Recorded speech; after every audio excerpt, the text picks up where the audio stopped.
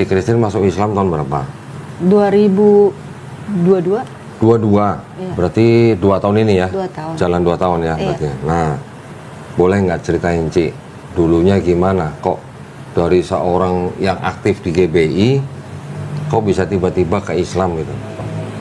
Sebenarnya lebih ke pengalaman pribadi sih.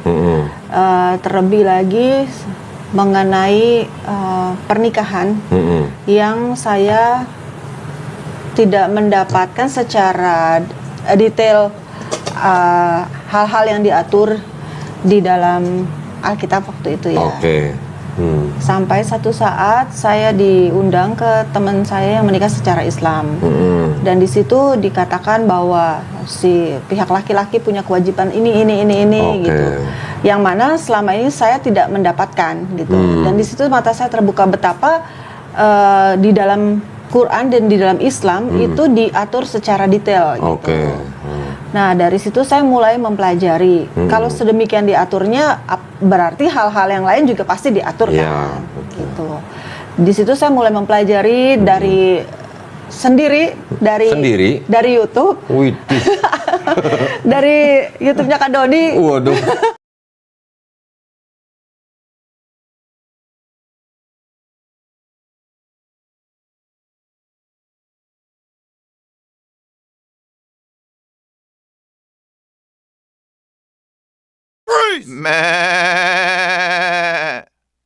Di depan saya ini ada mantan pendeta apa? Pendeta. Dulunya pendeta. Pendeta. Nah, ini adalah, saya panggilnya apa nih? Ci Christine ya? Boleh. Cici ya berarti ya, Ci Christine. Saya-nya apa? Li. Oh, Li, berarti Sally. Sally. Nah, gue setan. Alhamdulillah, Ci Christine ini dulunya aktif di GBI, betul ya? Terus sekarang sudah menjadi Muslim. Masya Allah. Nah, kita pengen dengar nanti gimana sambil kita saling sharing ya. Iya. Nanti misalnya Kristen ada mau tanya, yang saya bisa jawab saya akan jawab, yang saya nggak tahu akan saya cari tahu. Tapi yang penting pulang dari sini nanti yang jelas insya Allah iman kita makin kuat. Amin. Gitu. Si Kristen masuk Islam tahun berapa? 2022. 22. Iya. Berarti 2 tahun ini ya? 2 tahun. Jalan 2 tahun ya Iya. berarti. Nah, boleh nggak ceritain Ci, dulunya gimana? Kok dari seorang yang aktif di GBI, kok bisa tiba-tiba ke Islam gitu? Sebenarnya lebih ke pengalaman pribadi sih. Terlebih lagi mengenai pernikahan yang saya tidak mendapatkan secara detail hal-hal yang diatur di dalam Alkitab waktu itu ya. Sampai satu saat saya diundang ke teman saya yang menikah secara Islam. Dan di situ dikatakan bahwa si pihak laki-laki punya kewajiban ini gitu. Yang mana selama ini saya tidak mendapatkan gitu. Dan di situ mata saya terbuka betapa di dalam Quran dan di dalam Islam itu diatur secara detail gitu. Nah, dari situ saya mulai mempelajari. Kalau sedemikian diaturnya, berarti hal-hal yang lain juga pasti diatur kan, gitu. Di situ saya mulai mempelajari dari sendiri, dari YouTube, dari YouTube-nya Kak Dodi, dan yang lain-lainnya, dan juga ada sahabat saya. Kita sering berdiskusi. Kebetulan sahabat saya itu Muslim, gitu. Kita suka membandingkan, tapi lebih ke secara historis sih, gitu. Apa yang tertulis di kedua kitab sucinya masing-masing, gitu. Dan sampai suatu saat di dalam peristiwa proses perceraian yang tidak mengenakan itu, jadi di dalam perjalanan saya pulang dari kantor di mobil, saya nangis, saya merasa sendirian dan saya memanggil Tuhan, Tuhan di mana gitu, dan saya bertanya, Tuhan, apakah Engkau Tuhan yang sudah aku kenal sebelumnya dan sebenarnya adalah kesalahan saya yang tidak mendekat kepadanya gitu loh. Jadi saya bertanya, Tuhan tuh mana gitu. Dan pada saat itu sambil nyetir saya berdoa dalam bahasa roh gitu, karena saya kan Kristen karismatik. Bahasa roh ya. Bahasa roh. Yang alirannya siraba-raba atau sandalawas?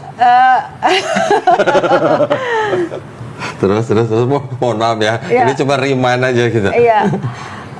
Dan waktu saya berdoa dalam bahasa roh, ada satu kata yang keluar dari mulut saya yang saya tidak pernah pikirkan, maksudnya tidak pernah terlintas gitu, yaitu hayakalah. Waktu itu saya bacanya seperti hayakalah gitu ya. Saya nggak bisa berhenti ngomong seperti itu. Sambil nangis? Sambil nangis. Terus Sesudah tangis saya reda karena saya kebingungan sendiri, saya telepon teman saya tanya apakah tahu nggak artinya, dan dia bilang nggak tahu. Lalu saya tanya apakah ini salah satu kata yang ada di dalam azan, mungkin saya sering dengar dan mungkin termemori secara nggak langsung, jadi itu keluar, dia bilang bukan. Lalu saya cari di Google kok. Terus dapat artinya? Dapat artinya. Artinya mungkin saya lafalnya salah waktu itu. Sebenarnya adalah hayakallah.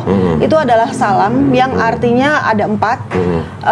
Akulah yang akan melanggengkan rezekimu. Akulah yang akan memperbaiki hidupmu. Akulah yang akan membuat engkau dekat kepadaku, dan akulah yang membuat hatimu senang. Masya Allah. Gitu. Cuman satu kata itu ya? Cuman satu kata itu. Terus setelah Cik Christine tahu arti itu, gimana? Saya merasa itu kaget, tapi juga kayak ngerasa wow, ini seperti seseorang satu orang pribadi yang benar-benar memperkenalkan dirinya kepada saya dengan bukan dengan nama, tapi dengan saya merinding. terus aduh, merinding. Tapi dengan kebesarannya dan dengan fungsinya dia yang ada di dalam hidup manusia gitu loh. Dan semua itu berkesinambungan keempat hal itu. Tapi sebelum Cik Christine mengucapkan kata itu, sebelumnya apa Cik Christine pernah dengar dari YouTube apa dari apa? Nggak pernah kok. Nggak pernah. Boleh dicek aja di Google artinya apa. Mungkin nggak banyak orang juga yang tahu. Iya. Terus setelah itu baru dimulai perjalanan Cik Christine untuk ke Islam. Jadi saya semakin curious kan kok. Jadi saya mempelajari tuh apa sih bedanya. Hal yang pertama saya pelajari adalah tentang Yesus di dalam Quran gitu. Terus saya ngeliat wah ini seperti ada satu missing link yang kalau misalkan dibikin jadi satu puzzle tuh sebenarnya inilah yang tidak tertulis di dalam Alkitab waktu itu kan. Tentang lahirnya, tentang kecilnya bagaimana gitu kan. Kita taunya pas dia waktu umur 12 yang dia disunat ya, umur 8 hari. Terus pulang kan ke Nazaret itu di Lukas. Habis itu kan setiap tahun mereka datang ke Yerusalem. Umur 12 tahun diceritakan malah dia sedang didengarkan oleh orang-orang di dalam bait suci. Setelah itu nggak ada cerita. Nggak ada kan. Sampai dia kemudian melayani gitu umur 30 tahun. 30 tahun. Terus gitu. Jadi saya mulai belajar gitu, dan juga banyak tokoh-tokoh. Saya lihat kok makin kesini makin banyak ya. Apanya? Justru tokoh-tokoh agamis yang dari nonis pada jadi mualaf kok. Oh gitu. Yes. Kalau saya kan bukan tokoh agama. Kayak kalau saya kan cuma jemaat yang rajin berperpuluhan doang. Bunda Irena contohnya. Oh, Ustazah gitu. Irena ya. Gitu kan. Betul. Terus Ko Stephen yang almarhum gitu. Kohani. Iya. Kohani Kristianto. Terus saya bingung. Oh, ada apa ini gitu? Maksudnya gerakan apa ini? Justru orang-orang bukan yang tidak tahu loh, kok. Maksudnya bukan secara ya boleh dikatakan mereka berilmu lah ya, gitu. Dan mereka mendalami gitu. Dari situ malah Cik Christine penasaran dong. Iya. Ini kenapa banyak orang masuk Islam gitu? Iya. Terus sampai ke Islamnya prosesnya gimana? Sampai ke Islamnya karena saya cari tahu, saya suka dengerin Zakir Naik. Zakir Naik, Masya Allah. Dokter Zakir Naik ya. Dokter Zakir Naik, ya. Terus juga, sama juga berarti sama saya nih. Korban Dokter Zakir Naik gitu. Alhamdulillah ya berarti ya. Alhamdulillah. Jadi terus? Apa ya kok semakin jadi pengen tahu banyak gitu.